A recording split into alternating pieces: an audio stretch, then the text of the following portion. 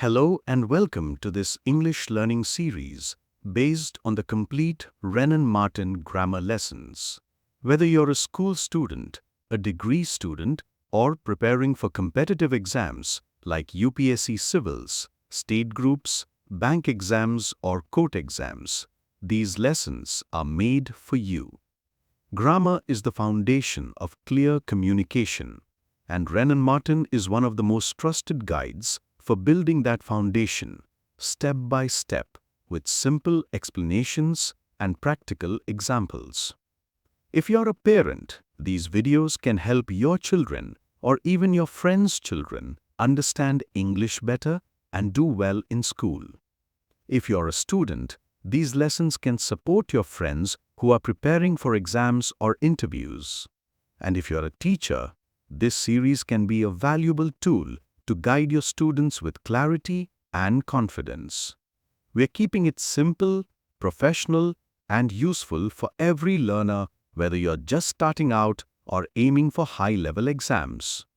So let's begin this journey together, one lesson at a time, one concept at a time, towards better English and better opportunities. Hello and welcome. In our last lesson, we learned what a sentence is. Today, we're going to learn about the 4 different kinds of sentences. Understanding this will help you express your thoughts more clearly and effectively. Let's begin. According to classic grammar, sentences are divided into 4 kinds based on their purpose. First, the declarative sentence. Let's talk about the most common type of sentence we use every day, the declarative sentence. You might also hear it called an assertive sentence. Both names are correct. So, what is it? In simple terms, a declarative sentence is a sentence that makes a statement or an assertion. Think of it as a sentence that gives you information.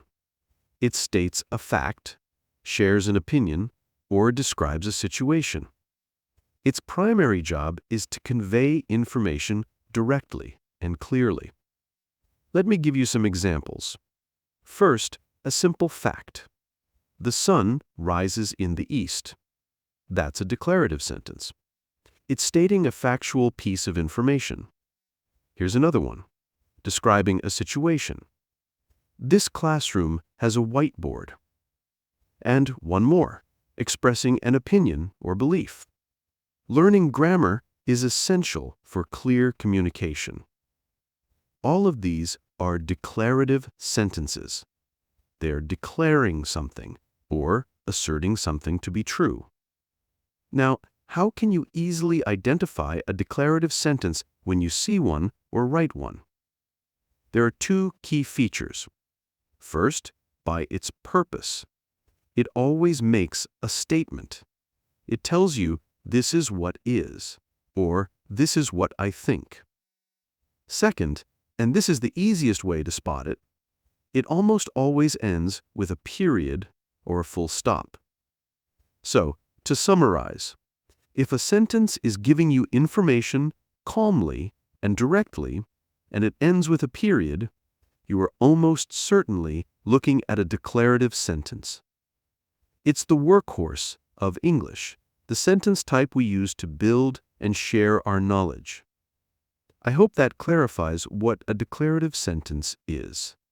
Now, let's look at a type of sentence we use to engage with the world and with each other. Second, the interrogative sentence. That might sound like a complex term, but its function is very straightforward. An interrogative sentence is a sentence that asks a direct question. Its main job is not to state a fact, but to request information. We use it to inquire, to learn, to clarify, and to start conversations. Listen to these common examples. What is your name? Where do you live? How does this work? All of these are interrogative sentences. They are all seeking a specific piece of information. There are 2 key features that make interrogative sentences easy to identify. First, by its purpose. It is always framed to ask a question and elicit a response. Second, and this is the most important visual clue, it always ends with a question mark. This punctuation mark is non-negotiable. It's the universal symbol that a question is being asked. So, to put it simply, anytime you form a sentence to ask something, and you place that question mark at the end, you are successfully using an interrogative sentence. It is one of the most powerful tools for learning and connecting with others through language. I hope this explanation of the interrogative sentence has been helpful. Let's now explore a type of sentence that is all about action and interaction. Third, the imperative sentence. An imperative sentence is used to express a command, make a request, or offer an invitation. In simpler terms, it's a sentence that tells someone to do something. The strength of an imperative sentence can vary greatly. It can be a firm command, a polite request, or even a heartfelt plea. Listen to the difference in these examples. A direct command. Close the door. A more polite request. Please take your seat. And a sincere entreaty. Have mercy. All three of these are imperative sentences. They are all urging someone to take an action. Now, here is the most important grammatical secret of the imperative sentence. The subject is almost always the word you. But we don't actually say it. The subject is hidden, or what we call understood. So when I say, listen carefully, what I truly mean is, you listen carefully. This is why these sentences feel so direct and powerful. To identify an imperative sentence, look for these clues. Its purpose. It gives a direction, instruction, or a direct request. Its structure. The subject you is implied but not stated. Its punctuation. It can end with a period for a neutral command or an exclamation mark for a strong command or urgent plea. So the next time you say, please wait here, or read this book, remember, you are skillfully using an imperative sentence. It's the structure we use to guide, to help, and to get things done together. I hope this clarifies the use of the imperative sentence for you. Now let's talk about the most expressive type of sentence in the English language. 4. The exclamatory sentence. Language isn't just for sharing facts and asking questions, it's also for sharing our feelings. And that is the exact purpose of an exclamatory sentence. Simply put, an exclamatory sentence is a sentence that expresses a sudden or strong feeling. Think of emotions like surprise, joy, excitement, pain, or even anger. When these feelings burst out in our words, we are often using an exclamatory sentence. Listen to the emotion in these examples. What a beautiful sunset! Expressing wonder and admiration. How incredibly kind you are! Expressing deep appreciation. I absolutely love this song! Expressing strong joy. That's fantastic news! Expressing excitement. All of these sentences do more than just state something. They pack an emotional punch.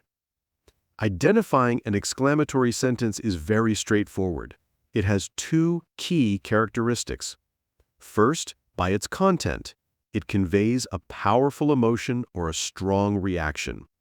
And second, and this is the most reliable clue, it always ends with an exclamation mark. This punctuation mark is not just a suggestion, it's essential. It is the written representation of raised voices, wide eyes, or big smiles. It's the symbol of strong feeling. You will also notice that these sentences often begin with words like what or how to intensify the emotion. So, to summarize, if a sentence shows a surge of emotion and ends with that powerful exclamation mark, you are looking at an exclamatory sentence. It's the tool we use to make our language come alive with feeling. I hope this helps you understand and use exclamatory sentences with confidence. So that's the topic for today. I really hope it was helpful. I just wanted to take a moment to be fully honest with you. Creating a single video like this takes many, many hours of research, scripting, and late-night editing, all to ensure it's accurate and easy to follow.